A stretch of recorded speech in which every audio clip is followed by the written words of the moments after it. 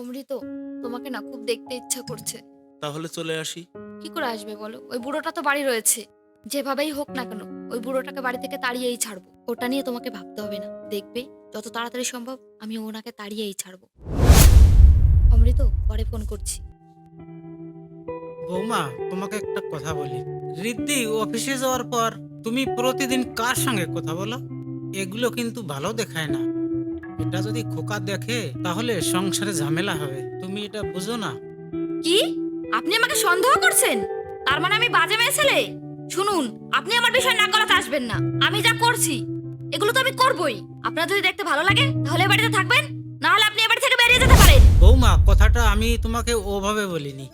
সারাদিন কোনো কাজকর্ম নেই, শুধু খাওয়া আর ঘুম, এছাড়া আর কি আছে? বৌমা, আমার ভুল হয়েছে। ন্যাকামো দেখলে গা জ্বলে যায়। আমার সামনে থেকে সরুন তো।